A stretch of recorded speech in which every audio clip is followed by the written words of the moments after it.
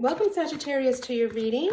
This is a general reading for all Sagittarius, Sun, Moon, Rising, in Venus for the month of April 2022. If you are a returning viewer, thank you so much for stopping by again.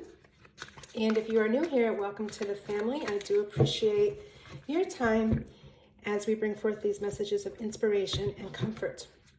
So starting us off with an overall anchor energy card using the Soul's Journeys lessons, we have change. I understand that nothing can grow or evolve without movement. All right, so let's get some clarity around this message of change for all Sagittarius, Sun, Moon, Rising, in Venus. That was a whole chunk of cards, so we'll put those back in. Usually if I do have some jumpers, I like to use them, but that was a quarter of the deck, so we will figure out what is next for Sagittarius. Messages, information, and guidance coming forth for Sagittarius, please. For the highest and best good of all those involved with Sagittarius. All right. So first up, we have the Strength card. Very nice. Followed by the Fool. Love that. Your energy is represented by the Two of Wands, the Four of Cups, and the Seven of Swords. Okay, so I always love when I see the Fool show up, and having it paired here with the Strength card lets us see that you are understanding that life is a cycle, that movement is required. Some things leave our experience to make way for new things to come in. And it seems that you are fine with that realization and that you are really using it to your advantage as you take this leap of faith with the Fool. So you're starting off, excuse me, on a new beginning, a new journey, and you're really going forward. Very little baggage with you. You're not taking the past hurts, the past resentments with you. You're just going off with an open heart and looking for the transformation that the butterfly brings to us. When you couple that with the Strength card, you're really embodying the belief that strength comes from a place of love, kindness, and compassion, and strength does not come from force. So wonderful to have that energy of lightness with you, based in love, based in kindness, based in compassion, and knowing that that is the backbone that you have as you go forward on this new journey with the Fool.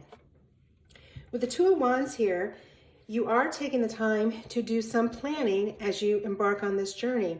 So with the twos, we have decisions that need to be made. We have foundations that are being set, steps that are being put into place, plans that are being put into place. As you gaze out over the sea, you know that you're wanting to attract more. You have abundance. You live in this beautiful castle, but you are looking for something deeper, something bigger, something more expansive to bring into your physical reality. And you are setting about with those plans to make that fall into your experience, which is just perfect with the Fool's energy, right? So you have the newness, you have the leaping of the faith, but with some structure around how to go about it.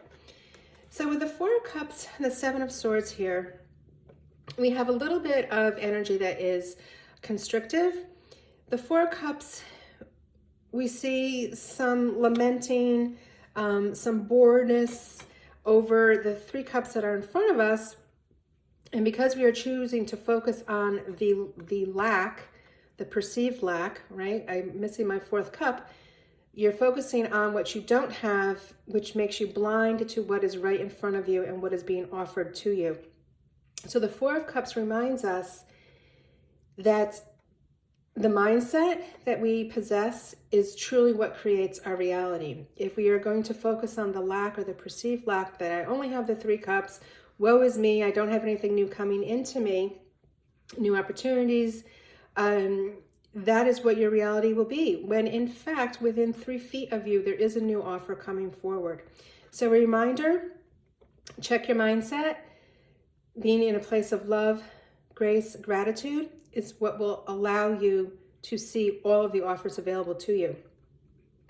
With the Seven of Swords, the Seven of Swords is often seen in the tarot as a lying, stealing, cheating card. I typically don't read it that way. I read it more as an energy of protection, in that this soldier has decided to steal the weapons of conflict from the army camp base, right? So he is shielding his heart and he is leaving with the weapons. So I see this more as a indicator that you truly are wanting to keep your mindset in a place of peace, that you realize from the ego's perspective, the ego is what feels the need to have conflict, feels the need to be right, and you're walking away from that mindset. All right, so again, getting back to this change, and that you are evolving in your mindset to understand what you focus on is what is going to come forth in your physical experience, and choosing to release the ego and to really look inward and know that is your positive emotions that are going to bring forth the ideas for manifestation to come into your physical reality. All right, so let's get some additional clarity here for Sagittarius and this Fool's journey that is taking you on a new path as you release lower level thinkings and feelings. Messages for Sagittarius, please. Okay, so under Strength, we have the Five of Pentacles, the Fool, the Knight of Wands, the Two of Wands, you have the Six of Cups, Four of Cups, the Ace of Wands, and the Seven of Swords, you have the High Priestess. Very, very nice. Very nice. All right, so when we look here, loving kindness, compassion for self, for others is what's going to expand your energy and your abundance. You're letting go of this negativity, fear-based emotions of stress, anxiety, and worry, and understanding that when you approach life from an open heart and an open chakra, these lower level experiences, if they come your way, they will be resolved very quickly, and they're really not going to take you out emotionally. So fear and anxiety is what paralyzes us. Worry has no benefit over resolving a situation, right? So with the Fool, and we see the Knight of Wands here, the Knight of Wands is your energy that gets things done. So the Knight is bringing forth inspired action for you. The plans that you were laying down with the Two of Wands are now you are able to start to bring forth. And again, with this full energy of complete trust and taking that leap of faith, you're going to see your ideas manifest very, very quickly as the Knight of Wands comes forth with a very bold, brash energy that is determined to essentially light this whole process on fire for you.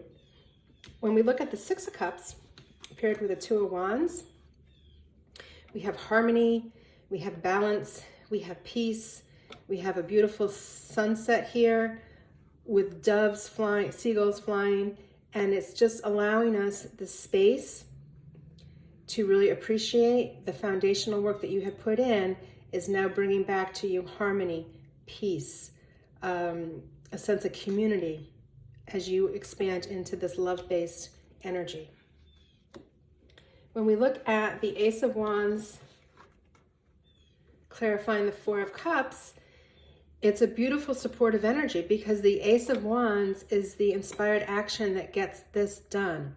So you quickly have shifted from this place of lamenting and focusing on the lack and the scarcity to, yes, I know what I want. Yes, I can command it into fruition. And yes, I'm doing it now. All about victory, all about action, all about getting it done. So you have really embraced this notion of change and have just put it into motion as you see the unfolding of the cards here for you. clarifying the Seven of Swords, we have the High Priestess. So she's, remember we were looking at peace, right? We're resolving things peacefully without conflict, letting go of ego, need to be right, ego need to be competitive, ego need to be first. And the High Priestess is encouraging you to tap into your inner wisdom, to tap into your psychic gifts, to trust the universe, right? She is so knowledgeable of the inner workings of how to bring forth the unseen powers into the seen world.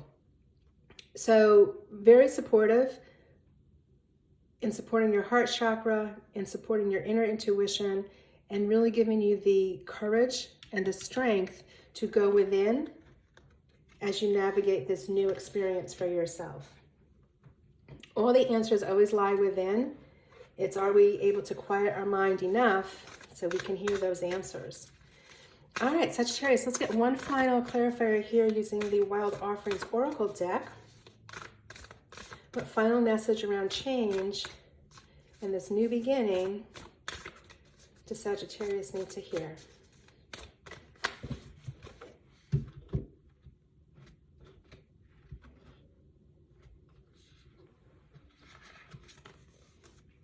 Contentment. You can learn to rest in what you already have and already are. Suddenly you remember, I'm right here, resting in God, Source, Spirit, whatever word works for you. So that's interesting. As you are evolving and you're making all this change, the message that Spirit's trying to tell us is to remember that you already have and you already are. So that's really speaking to the ego. Letting go. No need to prove anything because you already have and you already are. Again, it's all within. All right, Sagittarius, that is your message for the month of April. I am curious to see how this will all evolve for each of you. I'd love to hear from you. Drop a note in the comments as you see these things unfold for you. And I'm wishing you many, many blessings. Much love, and you take care.